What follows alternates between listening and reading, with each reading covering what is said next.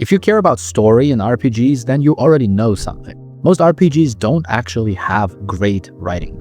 They may have decent writing, functional writing, occasional good dialogue, but truly exceptional storytelling, the kind that stays relevant for years, that's rare. So, this is a list of RPGs where the writing is the point. Games where narrative is the fundamental backbone. They're not games that happen to have a story, they're games that were built around the story. And I'll group them into 3 categories: CRPG writing legends, cinematic choice-driven epics, and JRPG story royalty. Let's start with the games that treat writing like literature. CRPG writing legends. Number 1, Planescape Torment. If you've played it, then you already know. And if you haven't, here's the simplest way to describe it. This is an RPG about identity. You're not saving the world or killing a god. You wake up immortal with no memory of who you are, and instead of building tension through combat spectacle, the game builds tension through philosophy. What can change the nature of a man? That question drives the entire experience. Combat is secondary. It's clunky. It's sometimes avoidable. The writing is dense. It's thoughtful. It's introspective. It trusts you to read, to reflect, and to sit with discomfort. And the companions you meet, Morte, Anna, Fall from Grace, they're perspectives. Each one reflects a different answer to the game's central question. Planescape gives you choices, and then it makes you examine them. That's why it's still held up as one of the best written RPGs ever made, nearly 3 decades later. Number 2, Disco Elysium. This is the modern gold standard for dialogue-driven RPGs. There's barely even traditional combat. Instead, your skills talk to you. Your psyche debates itself. Your character is broken, complicated, and deeply human. And the writing doesn't just react to your choices, it reacts to your internal state. Whether you're playing as a hyper-rational detective or a delusional disaster, the game adjusts tone, humor, and perspective. Your Inland Empire skill will spin conspiracy theories. Your logic skill will tear them apart. Your electrochemistry will whisper dangerous suggestions. It's a chorus of conflicting impulses, and it feels truer to how thought actually works than almost any game ever made. It's political without being shallow, it's funny without being goofy, and it's tragic without being melodramatic. Disco Elysium proves that RPG writing can be experimental and still gripping.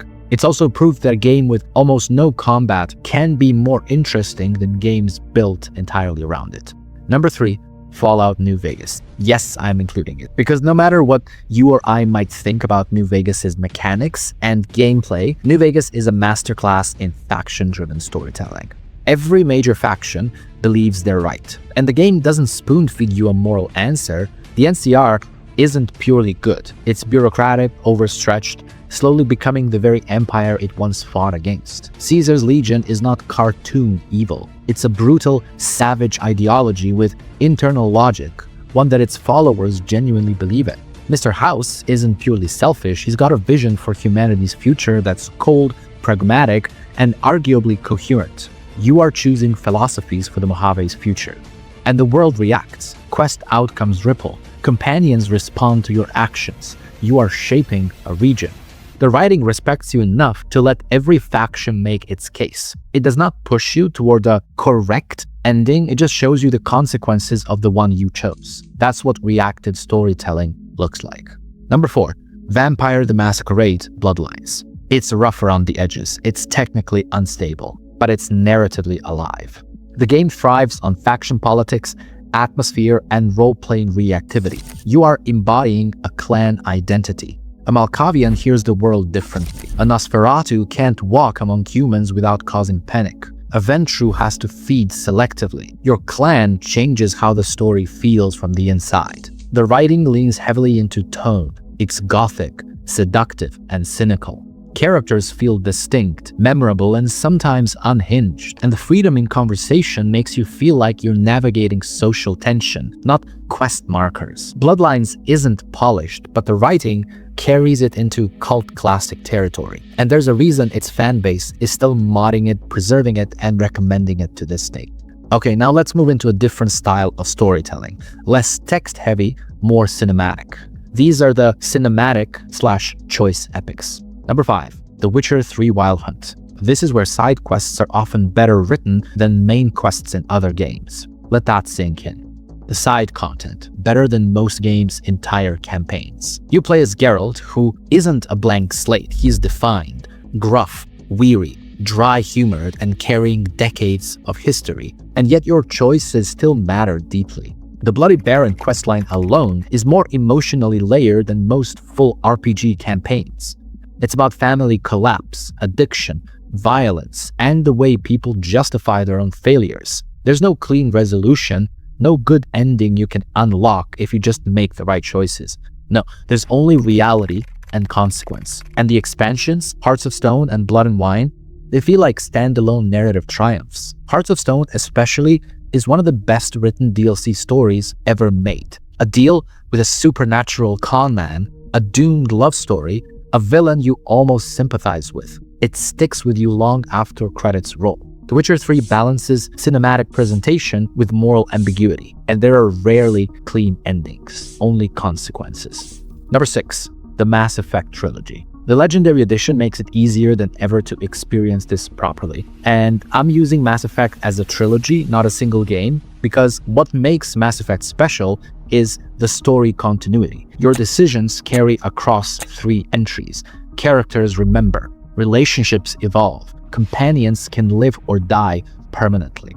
And Shepard, your Shepard, becomes something rare in RPGs, a character with genuine history. Because by the time Mass Effect 3 comes in, every scene carries the weight of what you did in the previous 2 games. A companion you saved shows up when it matters most. A decision you made on a mission you've half forgotten comes back with consequences you didn't expect. And by the time you reach the finale, the weight of those accumulated choices makes it feel so personal. It's long-form narrative investment. Very few RPGs attempt that scale of character arc continuity, let alone actually pull it off. Number 7. Star Wars Knights of the Old Republic. Before BioWare did Mass Effect, they did this. And KOTOR remains one of the most beloved Star Wars stories ever written. Its moral alignment system was simple on paper, light side versus dark side. But the writing made that framework compelling because it populated it with characters who were far from simple. Bastila carries pride and shame in equal measure. HK-47 is equal parts hilarious and horrifying. And Kreia in the sequel is one of the most philosophically complex characters in gaming history. She's a mentor who actively teaches you to question everything she tells you. And of course, the central narrative twist remains one of the most famous in RPG history. It's a twist that recontextualizes your entire journey, not as a gimmick, but as a thematic statement about identity, war, and what it means to choose a side. KOTOR proved that licensed RPGs could deliver stories equal to original IP, and it still hasn't been topped in the Star Wars universe. Okay, now let's shift the tone entirely. JRPGs. Different pacing, different presentation, but some of the most enduring stories in gaming. JRPG story royalty. Number 8, Chrono Trigger. Tight, focused, efficient. Chrono Trigger doesn't waste time. It moves through eras, characters, and stakes with precision. Time travel is woven into character arcs and world outcomes. The things you do in the past echo into the future. The things you do in the future reveal why the past mattered. Multiple endings give replay value without bloating the experience. And the pacing is nearly flawless. You're never grinding through filler to reach the next story beat. Every area moves the narrative forward. There's a reason people still recommend it decades later. It respects your time. And in an era of 80-hour RPGs that stretch thin, Chrono Trigger proves that a focused 20 hours can hit harder than anything. Number 9, Final Fantasy VI.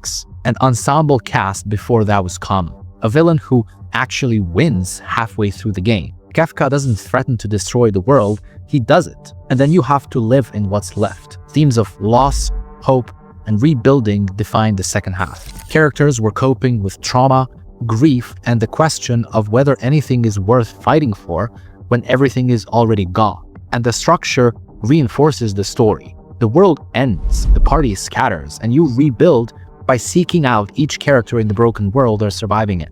That structural shift is far better than just clever design. It's storytelling through mechanics. Number 10, Final Fantasy VII. Yes, I debated putting Final Fantasy VI and 7 together, but I decided to have them as separate. Final Fantasy VII is iconic for a reason. Cloud's fractured identity, Sephiroth's presence as both a villain and a psychological wound, corporate dystopia layered over environmental collapse. The Shinra Corporation is a machine that people knowingly participate in because it's comfortable. And even if you never played Final Fantasy VII, you know parts of this story because it defined an era, because it asked questions about power, memory, and identity that most games still won't touch. The emotional beats hit hard enough to remain culturally relevant decades later. And the remake trilogy is now asking those same questions all over again with new layers on top. So what ties all of these games together? It's writing that respects the player, writing that assumes you can handle ambiguity, writing that builds character, not just quest objectives, writing that gives you consequences. Some of these games are clunky, most are dated, some have rough edges that would never pass a modern publisher's review, but their stories endure. And in an era where many RPGs chase bigger maps and more systems and longer playtimes, it's worth remembering that density of writing can matter more than scale. A 30-hour game with something to say will outlast a 100-hour game that doesn't. If you're looking for a 10 out of 10 story in an RPG, these are the benchmarks. They're not flawless, but they prioritize narrative intention. They do it well, they choose to say something, and that's still rare.